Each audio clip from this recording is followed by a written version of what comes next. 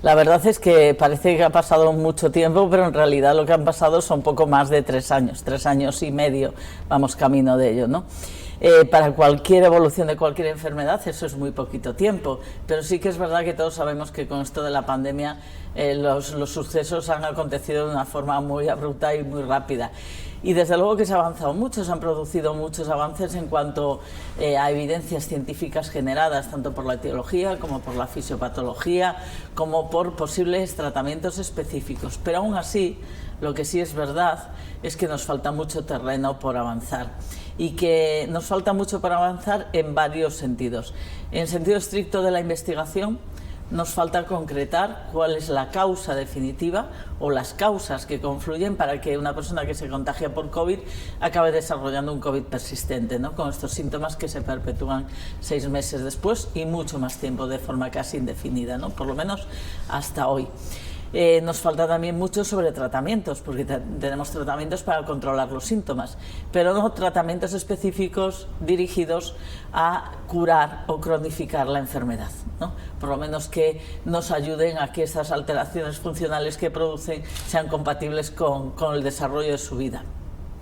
Y después, más allá de lo que es la investigación, lo que es la aplicación, nos falta mucho sobre todo en dos cuestiones. Una, la propia definición del COVID persistente, de la COVID persistente, que es una definición subjetiva porque no hay ninguna prueba diagnóstica exacta, fiable, precisa, que nos oriente sobre quién puede tenerlo, ¿no? Esto parece que sea un gran problema, pero la medicina está llena de enfermedades en que esto es así, ¿no? Sin decir más allá, todas las enfermedades psiquiátricas, pero también la mayoría de las enfermedades autoinmunes, y muchas de ellas comparten criterios con esta nueva patología, ¿no? Con el desarrollo de la COVID persistente, todo lo que es la artritis reumatoide, el lupus eritematoso, bueno, son muchas las enfermedades que se guían por una serie de criterios que a veces incluyen pruebas complementarias, pero muchas veces son clínicas como estas. Pero aún así hay que avanzar en esa definición para que nos permita identificar a los pacientes de forma correcta. Pero también es necesario avanzar mucho en lo que es codificar, es decir, identificar a aquellos pacientes que tienen esta enfermedad como se identifican a los que tienen diabetes o insuficiencia cardíaca, y que el hecho de identificarlos nos ayuda a hacer un seguimiento más estricto y más adecuado a la evidencia científica y menos sujeto al albur de la voluntariedad de los profesionales, ¿no? Entonces nos falta mucho en investigación, pero nos falta mucho también en aplicación clínica de todo aquello que nos ayuda a identificar y hacer un correcto seguimiento de los pacientes.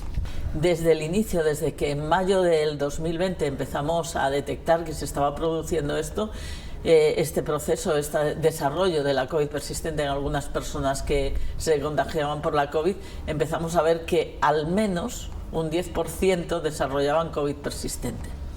Bien, es verdad que en las primeras olas la enfermedad era más sintomática, con síntomas más intensos, con presentaciones más complejas, más complicadas, y ahora estamos viendo en las últimas olas, pues por la inmunidad natural de varias infecciones y reinfecciones, por la inmunidad de las vacunas, que la sintomatología afortunadamente se presenta con menor número de síntomas y con síntomas menos intensos. Y estimamos que posiblemente ese 10% de desarrollo de COVID persistente que decíamos al inicio sea un par de puntos menor, ¿no? Porque la sintomatología es menos intensa y seguramente esa inmunidad está produciendo que tengamos una respuesta más adecuada, ¿no? Porque las personas que ahora mismo tienen COVID persistente fue porque en su momento tuvieron un COVID con bastantes síntomas, o hay gente que lo tuvo muy leve. No, incluso hay gente que lo tuvo asintomático, que simplemente supo que tuvo una prueba positiva y a partir de ahí empezaron a aparecerle molestias que no tenía antes y que fueron incrementándose. O sea, la presentación tiene todo tipo de perfiles, desde gente muy sintomática, que después los síntomas fueron disminuyendo, a gente asintomática, o sea, sin ningún síntoma, que después fue apareciendo los síntomas del COVID, de la COVID persistente. pero sí que es verdad que esos cuadros agudos, tan floridos, tan complicados, han disminuido. Eso no quiere decir que no se produzcan. Estamos en un momento donde la tasa de contagio es muy alta, muy superior incluso a muchas épocas anteriores de la pandemia donde había restricciones, y eso debe hacernos pensar, porque cuando el número es mayor, aunque el porcentaje sea menor, el número de gente al final es un número muy alto.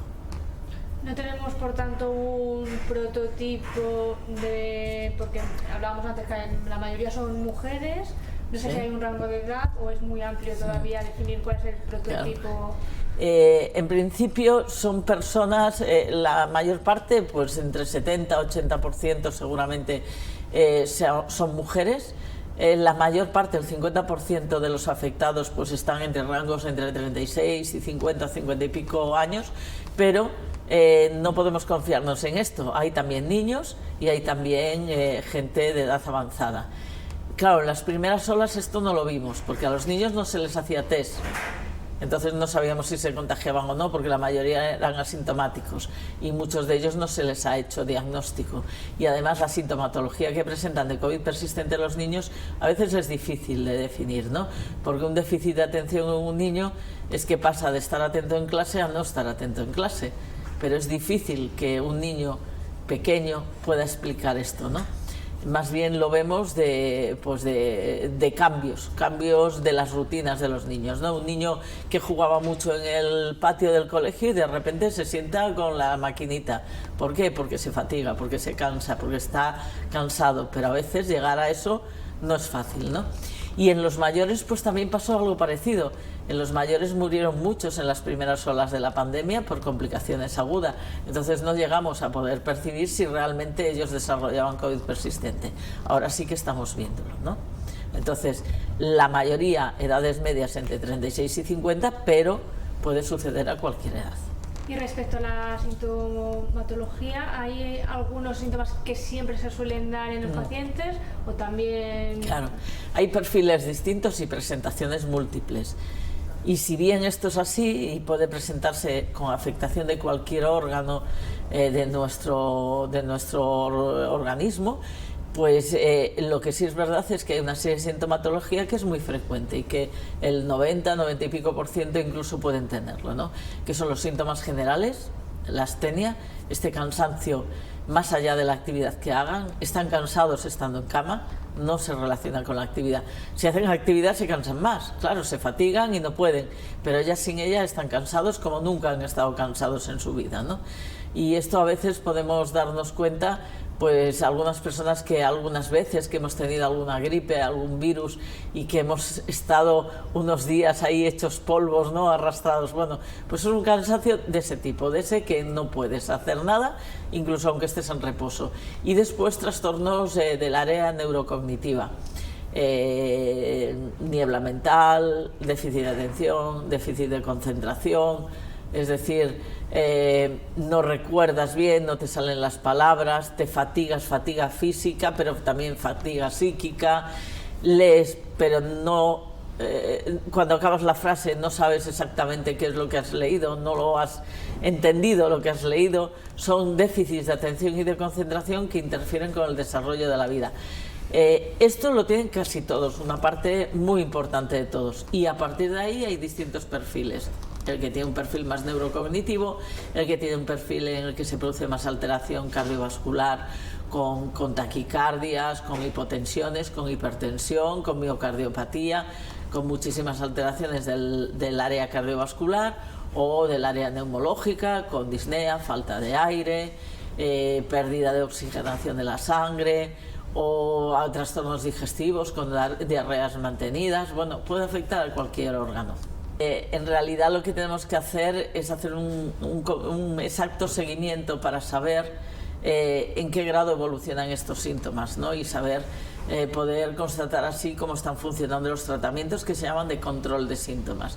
Y ahí tenemos todo lo que sean analgésicos para el tema del dolor, pero también temas de estilo de vida para favorecer el descanso, favorecer una prescripción de ejercicio físico adecuado que sea el suficiente para que se haga entrenamiento, pero no el suficiente para que se agote y extenúe la persona, o sea, adaptado a sus necesidades, rehabilitación, fisioterapia, terapia ocupacional, a veces logopedia, son muchas las herramientas que podemos hacer. Siempre se puede hacer algo.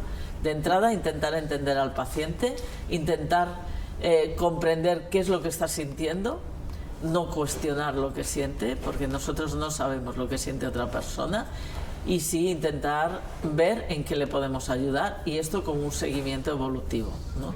Porque si no, con las intervenciones puntuales al final se entra en una discordia de distintos profesionales que los atienden, distintos fármacos, situaciones inconexas que hasta pueden ser un problema para la seguridad del paciente, ¿no?